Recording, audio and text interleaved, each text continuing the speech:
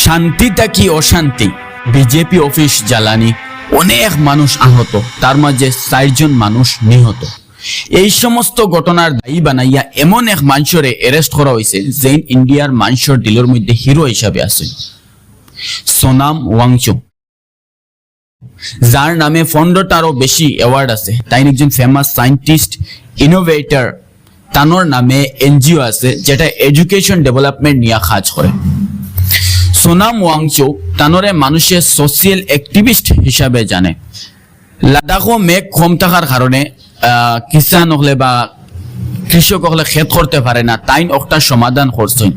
Indian সোলজারের লগে তাই tent বানাইছেন যে জায়গাত মানে -15 ডিগ্রি টেম্পারেচার থাকা মতলব নর্মাল টেম্পারেচার থাকা সম্ভব নয়, ও জায়গা তাই +15 to 20 ডিগ্রি টেম্পারেচার মেনটেন করছেন টেন্টর ভিতরে বা ঘরের ভিতরে। হ্যাঁ, এখন মাত হইল গিয়া এমন এক মানুষের এখানে অ্যারেস্ট করা হইল।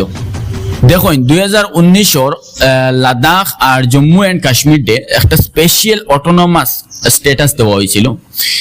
ও স্পেশাল স্ট্যাটাসটা সরানি হয়ে গেছে 2019 আগস্ট। আর 2টা আলাদা ইউনিয়ন টেরিটরি বা কেন্দ্রীয় শাসিত অঞ্চল বানানো হয়েছে, যার মতলব হইল গিয়া সেন্ট্রাল গভর্নমেন্টের কাছে ফুল কন্ট্রোল থাকবো। লগে একটা কাজ করছিল যে জম্মু এন্ড কাশ্মীর ডে MLA সিস্টেম বানাইয়া দিছিল, বিধানসভা হিসাবে মানে সিস্টেমটা রাখলো, কিন্তু লাদাখও এরকম কোনো সিস্টেম রাখছে না, যার ফলে লাদাখও কোনো লোকাল MLAs নাই। গতিকে বহুত সমস্যা হইতে পারে। লাদাখও কোনো লোকাল কানুন বানাইতে পারতো না, কোনো ডেভেলপমেন্ট করতে হইলে সেন্ট্রাল গভর্নমেন্টে করা লাগবো। যার গতিকে 2020 পরে লাদাখর মানুষের ডিমান্ড করছেন 4টা, যে 1 নম্বর হইল গিয়া লাদাখের একটা স্টেট বানানি হোক, 2 নম্বর হইল যে তারা 6th শিডিউল তারা এড করা হোক, 3 নম্বর হইল গিয়া বর্তমানে তারা মনে করেন MP সিট একটা আছে, তো তারা ডিমান্ড করছে যে তারা MP সিট 2টা বানানি হোক। আর 4 নম্বর হইল গিয়া LPSC যেখানে মানে পাবলিক সার্ভিস এক্সাম হয় ওটা তারা থাকতো। তো 6th শিডিউলও বর্তমানে আমরা 4টা স্টেট আছে, যেমন আসাম, মিজোরাম, ত্রিপুরা, মেঘালয়। ও 4টা স্টেট বর্তমানে 6th শিডিউল আছে। তারা চাইছে যে লাদাখ ও 6th শিডিউলও তারা এড করা হইতো। এখন সরকারে কি হয়েছে, লাস্টের 2টা মানতে তো রাজি, কিন্তু ফার্স্টের 2টা মানতে তারা টোটালি রাজি নাই। গতিকে লাদাখের মানুষে 2020 থেকে প্রটেস্ট শুরু করছেন। মনে রাখবা শান্তিপূর্ণভাবে প্রটেস্ট শুরু হয়েছে। প্রথম প্রটেস্ট হইল 2020 সেপ্টেম্বর, তারপরে 2021 ডিসেম্বর, তারপরে নভেম্বর 2022 এবং 2023 জানুয়ারিত আবার প্রটেস্ট হয়েছে। ওখানেও সোনাম ওয়াংচুক তাই নেতৃত্ব দেওয়া শুরু করছেন সবার সামনে আইয়া। সবকিছু চলে শান্তিপূর্ণভাবে মহাত্মা গান্ধীর রুল ফলো করিয়া, না খাইয়া উপাস থাকিয়া তাই দাবি জানাইছেন, কিন্তু কাম হইছে না। পরে 2023 ফেব্রুয়ারিত দিল্লির যন্তর মন্তরও প্রটেস্ট শুরু করছেন। এরপরে আবার 2024 মার্চও হাঙ্গার স্ট্রাইক করছেন। তারপরে ও বছর সেপ্টেম্বরও 1000 কিলোমিটার পদযাত্রা করছেন অনেক মানুষ মিলিয়া, লে থাকি দিল্লি পর্যন্ত। তারপরেও সরকারে টানটানোর দাবি পূরণ করছে না। গতিকে 4 মাস ও বছর 2024 1 অক্টোবর আবার হাঙ্গার স্ট্রাইক করছেন, ফলাফল আবার 0। রিসেন্টলি 10 সেপ্টেম্বর 2025 হাঙ্গার স্ট্রাইক করছেন 35 দিনের লগে। हम 15 लोग अनशन पर हैं, जो आमरण अनशन की कड़ी है, जिसमें कि इस बार हम 5 हफ्ते यानी कि 35 दिन अनशन पर रहेंगे या मरेंगे। 40,000 হাঙ্গার স্ট্রাইক, কিন্তু গত 23 সেপ্টেম্বর ও হাঙ্গার স্ট্রাইকের বয়স্ক 2 জন মানুষ খুব বেশি বেগর হিসাবে অসুস্থ হয়েছেন।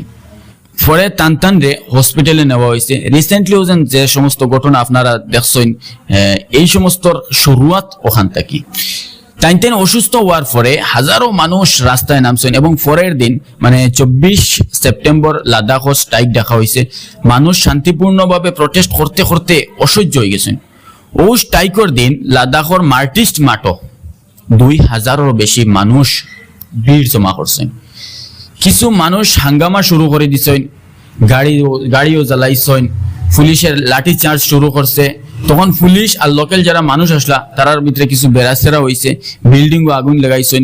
বিজেপির রিজিয়নাল হেডকোয়ার্টার্স যেটা আসলো ওটাত আগুন লাগাইছেন।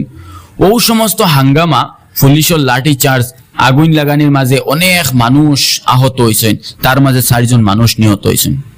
কিছু মানুষের মাত অনুযায়ী পুলিশে গুলিও করছে। এখন মাত হইল গিয়া আজকের এই অশৃঙ্খল পরিস্থিতি যে হইছে, এই অশৃঙ্খল পরিস্থিতির দোষ কার, সরকারের না লাদাখের লোকাল মানুষের? এক লিমিট তক মানুষের শান্তিপূর্ণভাবে প্রটেস্ট করে, কিন্তু লিমিট আর থাকলো নি। আচ্ছা, 2020 থেকে এখন 2025 পর্যন্ত দাবি মানা হয়েছে না। ও ঘটনার ঠিক পরের দিন মানে 26 সেপ্টেম্বর দুপুরে অনেক পুলিশ সোনাম ওয়াংচুর বাড়িতে গেছেন, গিয়া তানোর মোবাইল, কম্পিউটার, যত মানে ইলেকট্রনিক্স আইটেম আসলো সব কিছু সিজ করে লিছেন। এবং NSA ন্যাশনাল সিকিউরিটি অ্যাক্ট ওটার আন্ডারে তানোর অ্যারেস্ট রয়েছে। NSA এমন একটা অ্যাক্ট, যে অ্যাক্ট হইল গিয়া বহুত বড় বড় ক্রিমিনাল, মানে দেশের মানে বহুত বড় দুশ্মন যারা কইন আর কি, ও ফিল হয় তারার ক্ষেত্রে লাগানি হয়। আপনারা গুগলের মধ্যে দেখবা NSA অ্যাক্ট ওটা কিতা। আর সোনাম ওয়াংচুর ব্যাপারে আপনারা উইকিপিডিয়ার মধ্যে চেক করলে পাইবা, তানোর একটা পার্সোনাল ইউটিউব চ্যানেল আছে, ওই চ্যানেলের মধ্যে দেখলে আপনারা পাইবা। আর এই ভিডিওটা এতটুকু দেখার কারণে আপনারা সবাই অসংখ্য ধন্যবাদ। আসসালামু আলাইকুম ওয়া রাহমাতুল্লাহি ওয়া বারাকাতুহু।